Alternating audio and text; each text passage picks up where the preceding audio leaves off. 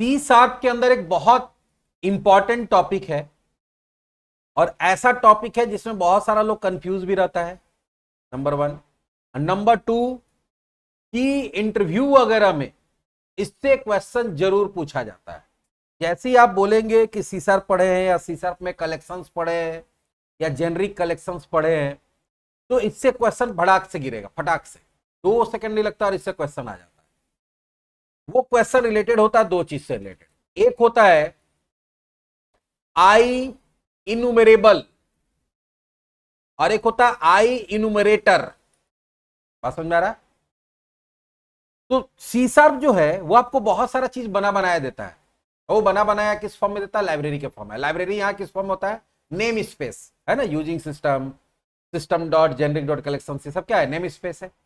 Name space में चीज कैसे रहता है? या तो क्लास के फॉर्म में रहता है या तो इंटरफेस के फॉर्म में रहता है। ठीक है, तो जो भी चीज बना बनाया मिल रहा है या आप भी बना रहे हैं, और अगर उसके आगे आई लिखा हुआ, क्या लिखा हुआ? आई। तो आई का मतलब होता है इंटरफेस। क्या होता है? इंटरफेस। और इसके आगे आई नहीं लगा हुआ, क्या है? क्लास है।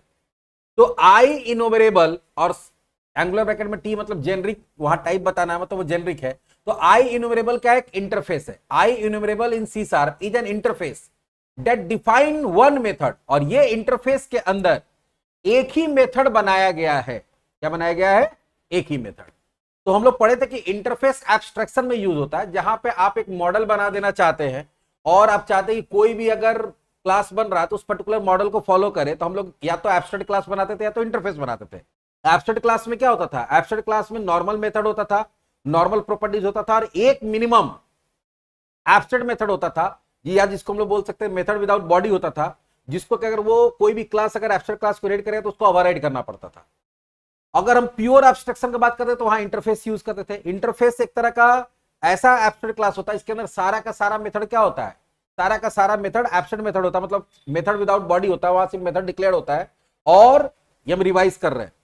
और दूसरा चीज क्या है कि वो जो भी क्लास उस पर्टिकुलर इंटरफेस को इनहेरिट करेगा उसके सारे मेथड्स को ओवरराइड वो करेगा ही करेगा। तो ये भी एक इंटरफेस है जो बना बनाया है। और इसको बनाते समय, बना बनाया मतलब इसके अंदर मेथड पहले से बताया गया, तो इसके अंदर सिर्फ एक ही मेथड बनाया गया है जिसका नाम क्या? गेट इनुमेरेटर। क्या नाम दिया गया है? गेट इनुमेरेटर। तो कोई भी क्लास अगर गेट आई इनुमेरेबल नाम के इंटरफेस को इनहेरिट करेगा तो उसके अंदर गेट इनुमेरेटर नाम का फंक्शन होगा ही होगा। और ये फंक्शन करेगा क्या? विच रिटर्न्स एन आई इनुमेरेटर इंटरफेस।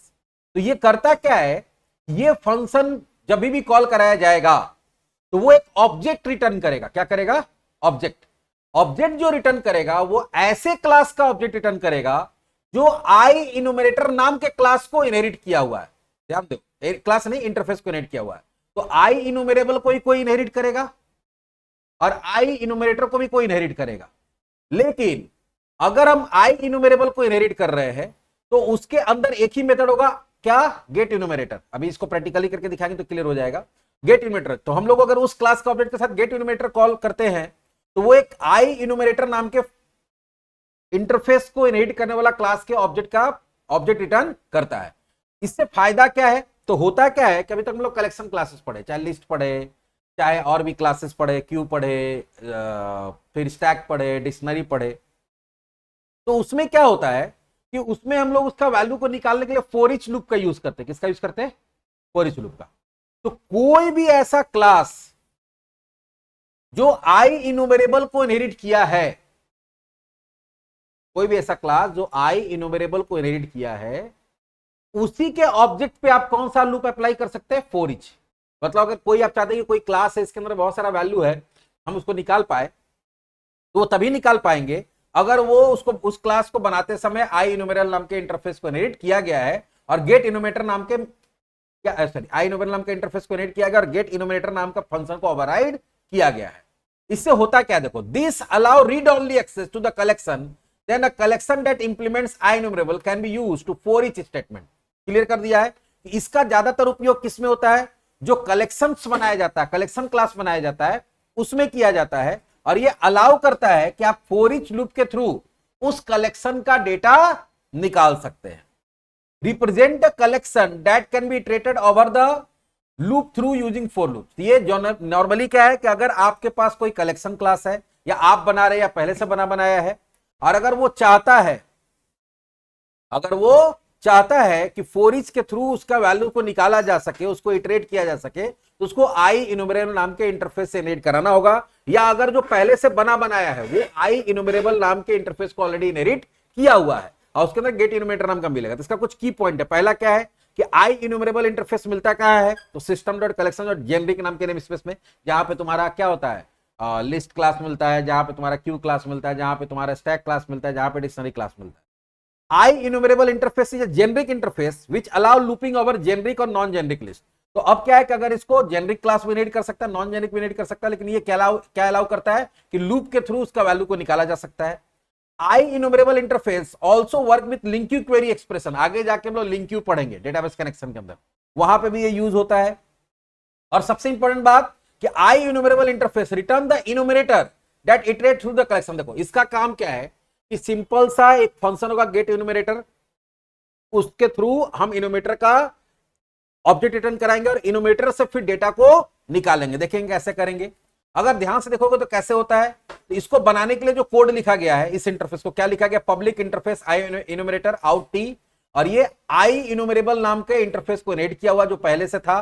क्योंकि देखो हम लोग अभी बात कर रहे हैं किसका, हम लोग बात कर रहे हैं जेनरिक का। जेनरिक के पहले नॉर्मल वाला था, पता है ना, पहले नॉर्मल वाला था फिर जेनरिक आया। तो नॉर्मल वाला और जेनरिक में अंतर क्या है कि नॉर्मल वाला में हम किसी भी टाइप का डेटा रख सकते हैं और जेनरिक वाला में टाइप बताना पड़ता है, उसी टाइप का रख सकते हैं। तो पहले जो नॉर्मल वाला था उसको इनहेरिट करके नया जेनरिक वाला बनाया गया और इसमें बताया गया कि एक फंक्शन होगा गेट इन्यूमरेटर जो क्या रिटर्न करेगा, आई इन्यूमरेटर नाम का इंटरफेस का ऑब्जेक्ट रिटर्न करेगा। तो any class that implements I enumerable can be used in for each loop. तो कोई भी ऐसा क्लास जिसको आप चाहते हैं कि उसके वैल्यूज को फॉर ईच लूप के थ्रू निकाला जा सके, तो उसको आई इन्यूमरेबल से क्या करना पड़ता है, इनहेरिट करना पड़ता है। It does not do the iteration itself. इसके पास ऐसा पावर नहीं है कि हम इसके थ्रू वैल्यू निकाल सकते हैं, लेकिन ये वैल्यू निकालने के लिए जो एक आर्किटेक्चर होता है वो प्रोवाइड करता है, ठीक है, जो गेट इन्यूमरेटर होता है।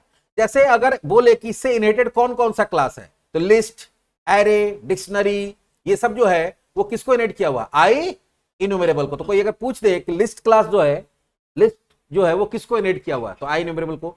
एरे किसको इनहेरिट किया हुआ, आई इन्यूमरेबल को। डिक्शनरी किसको इनहेरिट किया हुआ, आई इन्यूमरेबल को। स्टैक और क्यू आई इन्यूमरेबल को इनहेरिट नहीं किया, क्योंकि याद होगा जब स्टैक और क्यू पढ़ाए थे तो हम बताए थे उसमें फॉर ईच से हम लोग क्या कर सकते, डेटा निकाल नहीं सकते। उसमें या तो पीक होता है या तो पॉप होता है। स्टैक का बात कर रहे हैं। अगर तुम्हारा क्यू है तो उसमें क्या होगा, पीक होगा या डी क्यू होगा, और दूसरा कोई उपाय नहीं है वैल्यू निकालने का। लेकिन जिसमें भी इंडेक्सिंग होता है, चाहे वो लिस्ट है, चाहे वो एरे है, चाहे डिक्शनरी, इसमें इंडेक्स पे काम होता है। तो इसमें इंडेक्स पे काम होता है, वो क्लास को बनाने के लिए किसको इनहेरिट किया, वो आई इन्यूमरेबल को किया। तो मेन आई इन्यूमरेबल बना बनाया चीजें हम लोग बहुत ज्यादा यूज नहीं करते। हम लोग बहुत ज्यादा यूज करेंगे तो वो क्लास जो इसको इनहेरिट किया है उसका गेट इन्यूमरेटर नाम का फंक्शन यूज करेंगे, जो क्या करेगा, आई इन्यूमरेटर नाम के क्लास का ऑब्जेक्ट रिटर्न करता है। क्या करता है, आई इन्यूमरेटर नाम का क्लास का ऑब्जेक्ट रिटर्न करता है। और आई इन्यूमरेटर जो है इसके पास फंक्शंस होता है जिससे कि हम लोग अलग अलग वैल्यू को निकाल सकते हैं।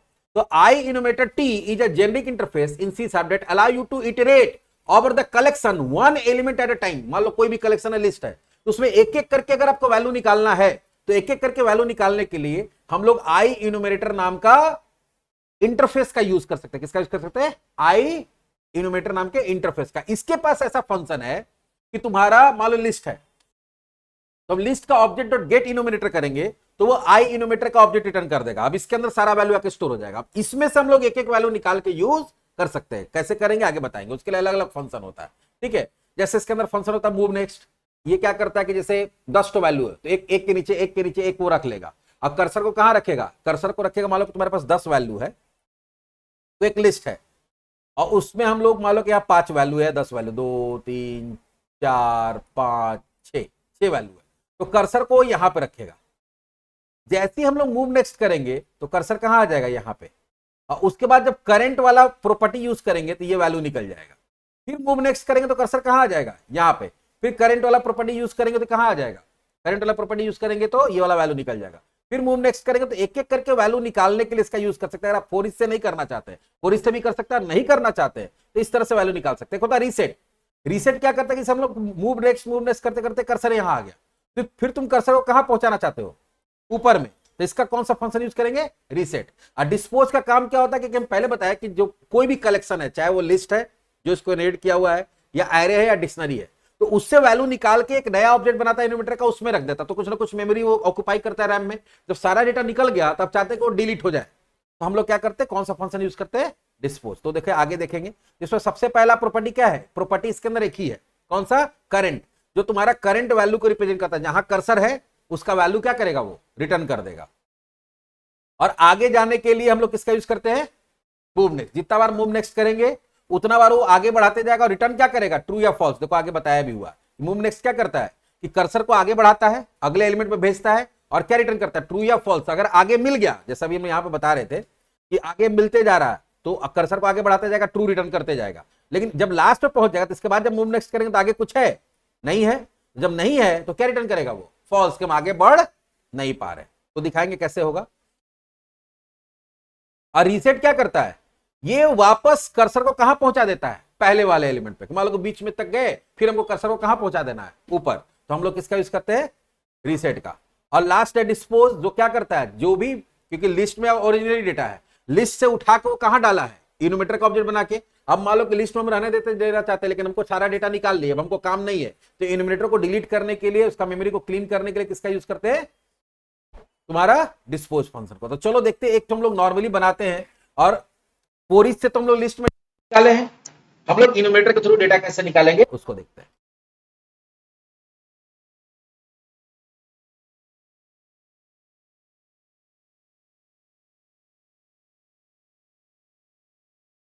Using system dot collection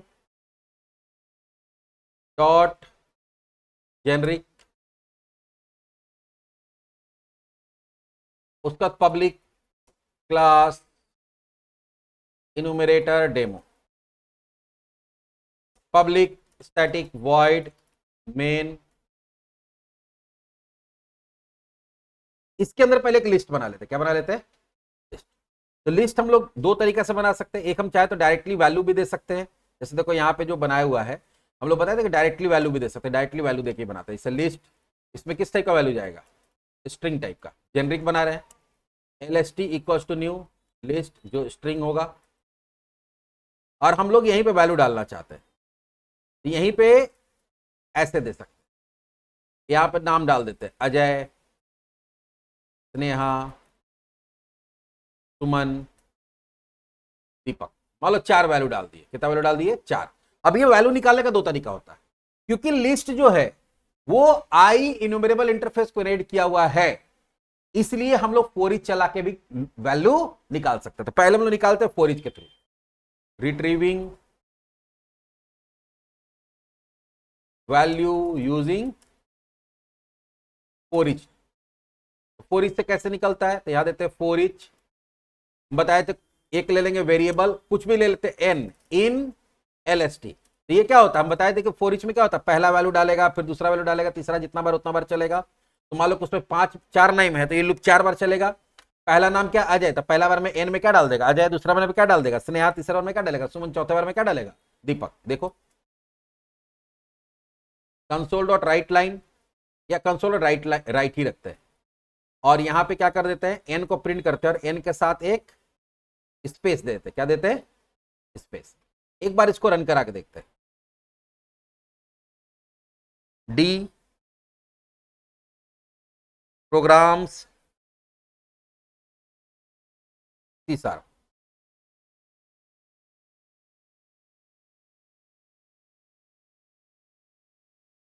enumerator demo dot,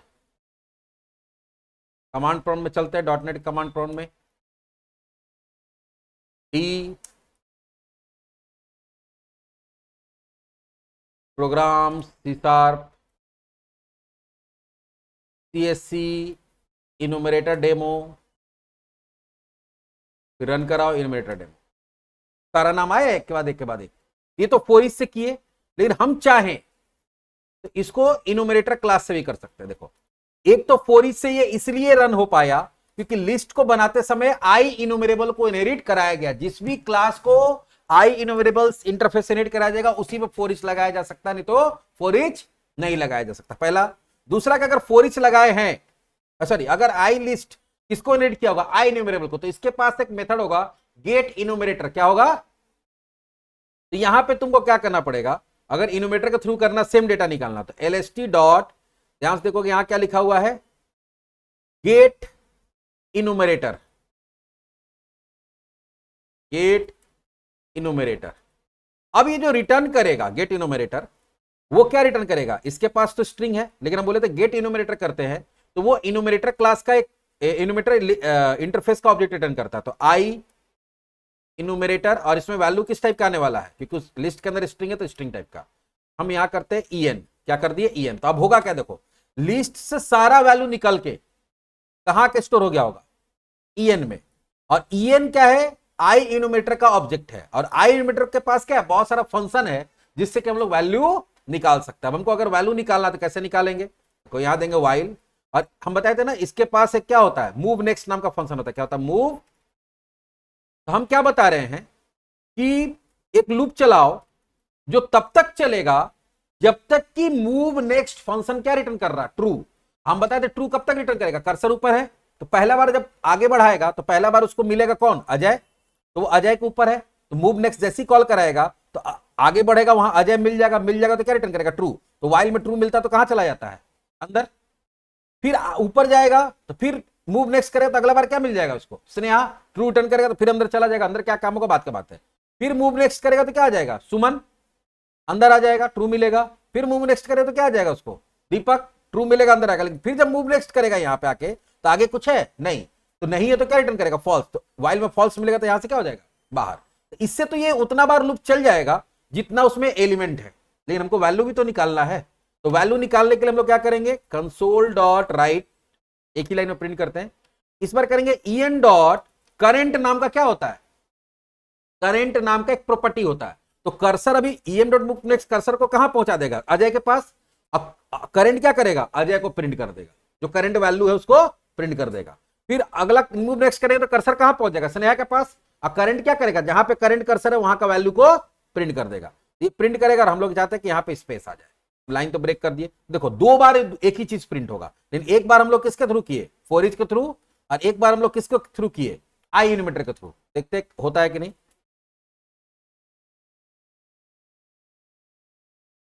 तो दोनों बार सेम चीज प्रिंट हुआ, दोनों बार सेम चीज प्रिंट हो गया।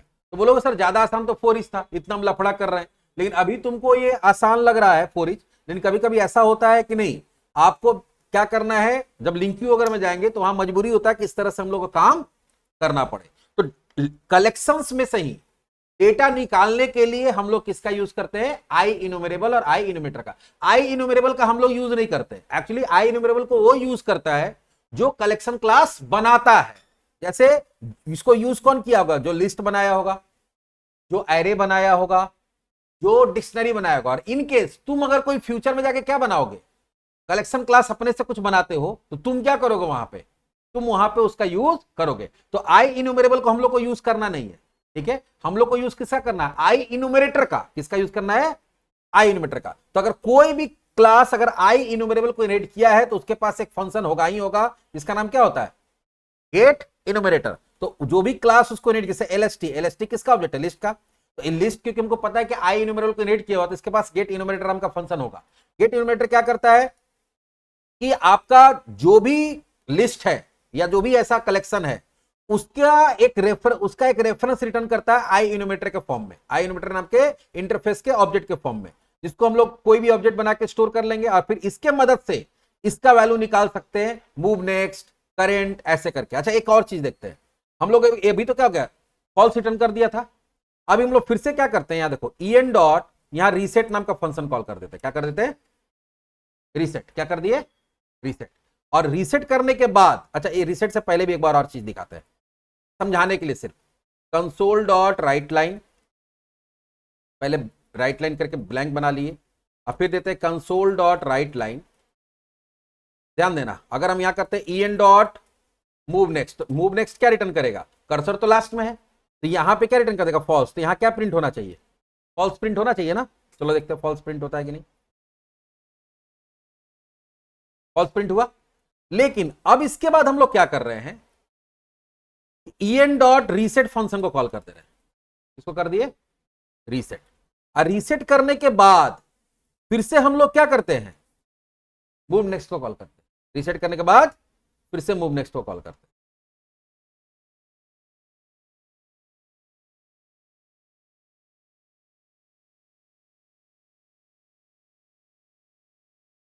अब इस बार क्या दिया, क्यों दिया कि कर्सर वापस से कहां चला गया, ऊपर, और ऊपर चला गया तो जब नेक्स्ट किया तो वापस से कर्सर कहां आ गया होगा, अजय पे। अब अगर हम अगर ऐसा भी कर दें कि ये वाला चीज को प्रिंट कर देते हैं,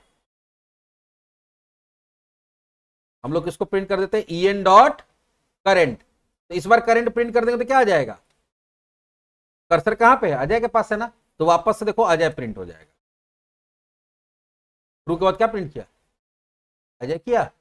ये इसमें तीन ही को फंक्शन है, तीन चीज याद रखना, मूव नेक्स्ट, रीसेट और करंट। और इसका ऑब्जेक्ट बनाने के लिए, आई इन्यूमरेटर का ऑब्जेक्ट बनाने के लिए क्या होता है, जो भी ऐसा क्लास है जो कि आई इन्यूमरेबल को इनहेरिट किया, उसका गेट इन्यूमरेटर नाम के फंक्शन को यूज करना पड़ता। तो मोटा मोटी यही छोटा सा कॉन्सेप्ट है, और ये कोई बहुत बड़ा कॉन्सेप्ट नहीं है, एकदम एक लाइन में। कोई पूछे what is enumerable, I enumerable interface, तो आई इन्यूमरेबल इंटरफेस क्या है, एक ऐसा इंटरफेस है जिसको कलेक्शन क्लासेस को बनाने में यूज किया जाता है। जो भी क्लास आई इन्यूमरेबल क्लास को इनहेरिट किया है, उसके एलिमेंट्स को हम लोग दो तरीका से निकाल सकते हैं, फॉर ईच के थ्रू या आई इन्यूमरेटर के थ्रू। किसके थ्रू, फॉर ईच या आई इन्यूमरेटर। तो फॉर ईच लूप किसी भी कलेक्शन ऑब्जेक्ट पे तभी काम करेगा जब वो आई इन्यूमरेबल को इनहेरिट करेगा। लिस्ट क्योंकि इनहेरिट किया इसलिए उस पर काम करता है, डिक्शनरीज को इनहेरिट किया इसलिए उस पर काम करता है, लेकिन क्यू और स्टैक नहीं किया तो उस पर काम नहीं करता है। तो फॉर ईच उस पर काम करेगा। दूसरा कि एक और क्लास होता है आई इन्यूमरेटर, जिसके थ्रू भी फॉर ईच अगर नहीं भी आप यूज करना चाहते हो तो इसके थ्रू दूसरा एक तरीका क्या है कि आई इन्यूमरेटर के थ्रू भी हम लोग क्या निकाल सकते हैं, कलेक्शन से डेटा निकाल सकते हैं। लेकिन आई इन्यूमरेटर से डेटा निकालने के लिए जो तुम्हारा आई इन्यूमरेबल को इनहेरिट किया हुआ क्लास है, उसके ऑब्जेक्ट डॉट गेट इन्यूमरेबल नाम के फंक्शन को यूज करना पड़ता है। कोई भी क्लास जो आई इन्यूमरेबल को इनहेरिट किया है, क्योंकि वो इस इंटरफेस के अंदर ये वाला मेथड डिफाइन है, तो ये वाला मेथड को ओवरराइड करना ही करना पड़ा होगा उसको। तो ये वाला मेथड उसके अंदर होगा। जब हम लोग आई गेट इन्यूमरेबल इन्यूमरेटर नाम का फंक्शन को यूज करते हैं तो ये आई इन्यूमरेटर क्लास का ऑब्जेक्ट रिटर्न करता है। तो हम लोग को इधर आई इन्यूमरेटर का ऑब्जेक्ट बना के और उसको स्टोर करना पड़ेगा। अब इसके पास तीन फंक्शन, दो फंक्शन होता है, मूव नेक्स्ट और रीसेट। मूव नेक्स्ट से हम लोग कर्सर को आगे बढ़ा सकते हैं, एक एलिमेंट से दूसरा, दूसरा तीसरा, तीसरा चौथा। और रीसेट से वापस कहां ला सकते हैं, वापस इनिशियल स्टेज पे लेके आ सकते हैं। और एक करंट नाम का प्रॉपर्टी होता है कि कर्सर जहां पे भी है वहां का वैल्यू निकालने के लिए हम लोग किसका यूज करते हैं, करंट का। किसका यूज करते हैं, करंट का। ठीक है।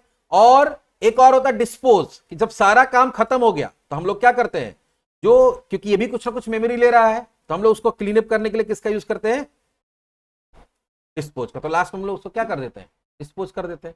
अब ये यहां पे रन हुआ। कुछ लोग बोलता है सर विजुअल स्टूडियो में बता दीजिए। कुछ नहीं, विजुअल स्टूडियो खोल लीजिए, सेम प्रोग्राम वहां टाइप कर दीजिए। प्रोजेक्ट बनाने बता ही दिए पहले भी। तो यहां पे मान लो न्यू प्रोजेक्ट में चले जाओगे, कंसोल ऐप लेके नेक्स्ट इन्यूमरेटर डेमो, प्रोजेक्ट का नाम कुछ भी दे दिए, नेक्स्ट किए, क्रिएट कर दिए। मेन यहाँ प्रोग्राम डॉट सी एस आ जाएगा, उसके अंदर ये कोड को या तो टाइप कर दो या यहां से वहां कॉपी पेस्ट कर दो।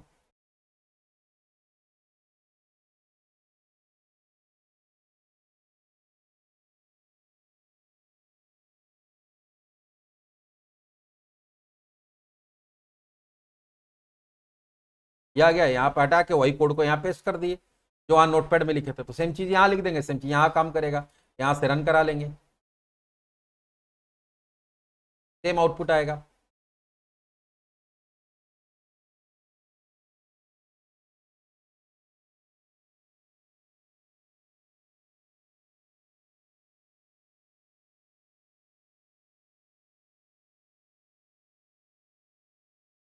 सेम आउटपुट आया। तो या तो नोटपैड से बनाओ, डॉटनेट कमांड प्रॉम्प्ट में रन कराओ, या फिर विजुअल स्टूडियो बनाओ। काम प्रोग्राम तो सेम ही है, प्रोग्राम सेम है तो आउटपुट क्या होगा, सेम होगा। मीडियम अलग अलग हो सकता है।